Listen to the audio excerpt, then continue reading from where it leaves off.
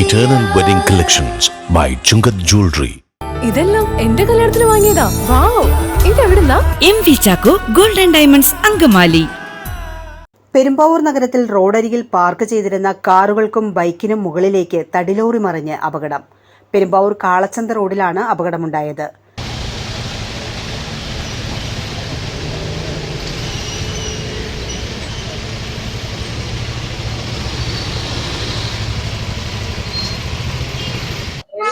ഈ തടിവണ്ടി ഇവിടെ വന്നിട്ട് ഈ കുഴിയിൽ വന്ന ആടി എല്ലാ വണ്ടി അങ്ങനെയാണ് പോണേ.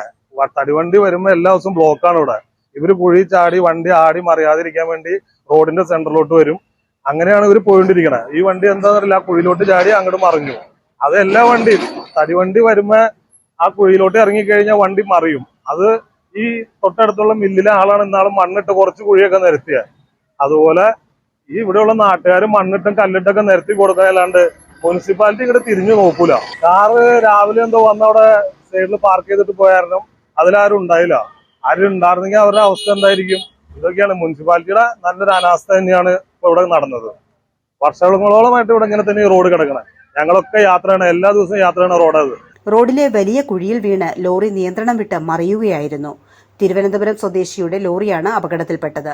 പെരുമ്പാവൂരിലെ സുപ്രധാന വൺ വേ റോഡാണിത്. ഈ റോഡ് തകർന്ന തരിപ്പണമായിട്ട് നാളുകളേറെയായി. നമ്മുടെ പെരുമ്പാവൂർ നഗരസഭയുടെ 20-21 വാർഡുകൾ സന്ധിക്കുന്ന റോഡാണ് പെരുമ്പാവൂർ കാളവയൽ റോഡ്.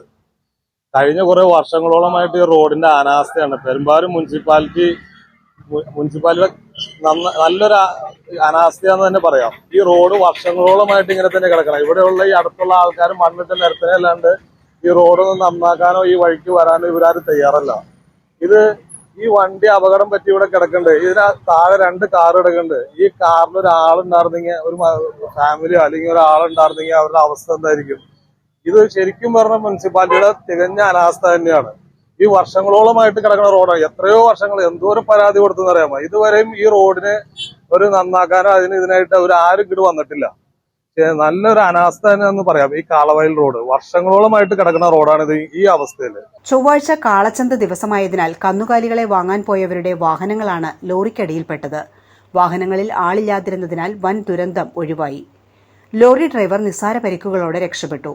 അപകടം നടന്നതോടെ ഇവിടെ വൻ ഗതാഗത കുരുക്കും അനുഭവപ്പെട്ടു. പോലീസ് എത്തിയാണ് ഗതാഗതം നിയന്ത്രിച്ചത്.